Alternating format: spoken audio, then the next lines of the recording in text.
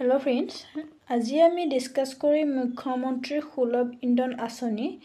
এই আঁচনিখন কিহৰ কাৰণে প্ৰয়োজন, কোনে কোনে লাভ কৰিব, কি লাভ কৰিব এই আঁচনিখনত, এইবোৰ আজি আমি ডিসকাস কৰিম। যদি ভিডিওটো ভাল লাগে লাইক কৰি দিব আৰু সাবস্ক্ৰাইব কৰি দিবলৈ নাপাহৰিব যাতে এনেকুৱা ভিডিও আহিলে আপোনালোকক জনাবলৈ পাও। এই মুখ্যমন্ত্ৰী সুলভ ইন্ধন আঁচনিখন হৈছে LPG গেছ ৰেহাই দিয়া। কিছুমান ক্ষেত্ৰত আপোনালোকক কিছু টকা ৰেহাই দিব যদি আপোনালোকৰ অৰুণোদয় আঁচনি আছে। অৰুণোদয় আঁচনি থকা সকলক এই সুবিধাটো লাভ কৰিব দিব মুখ্যমন্ত্ৰী ডাঙৰীয়াই। আৰু এই ফৰ্মখন কেনেকৈ ফিল আপ কৰিব এইবোৰ আজি আমি চাম। যদি আপোনালোকে ফিল আপ কৰিবলৈ বিচাৰে ইয়াতে চাব পাৰে name of LPG connection holder in family. LPG holder মানে আপোনালোকৰ গেছ যাৰ নামত আছে তাৰ নামটো ইয়াতে আপোনালোকে লিখিব লাগিব।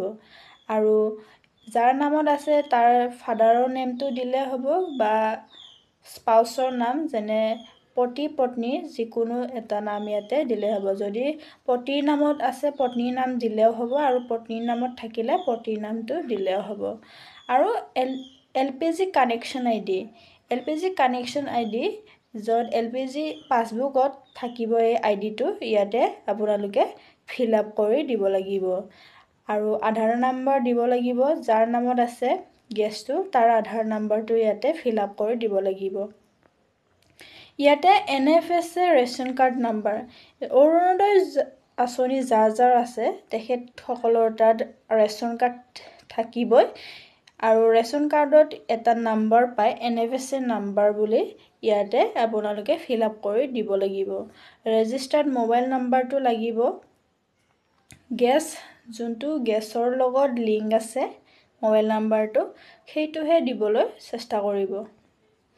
আৰু নেক্সটটো 2 নম্বৰটো হৈছে ইয়াতে কি ফিল আপ কৰিব লাগিব। ইয়াতে ফিল আপ কৰিবলৈ আপোনালোকে name of the Orunodoi beneficiary. Orunodoi যাৰ নামত আছে তাৰ নামটো ইয়াতে ফিল আপ কৰি দিব লাগিব আৰু অৰুণোদয় আইডিটো ইয়াতে ফিল আপ কৰি দিব লাগিব। 3 নম্বৰটো হৈছে সেলফ ডিক্লেৰেশ্যন দিব দিছে।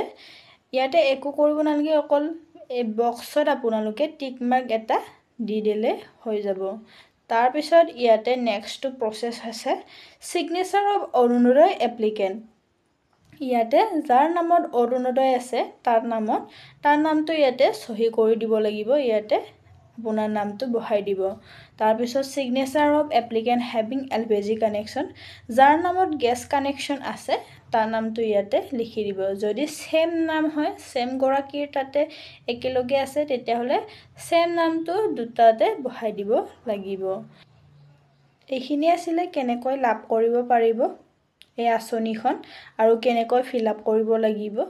ধন্যবাদ জনাইছোঁ।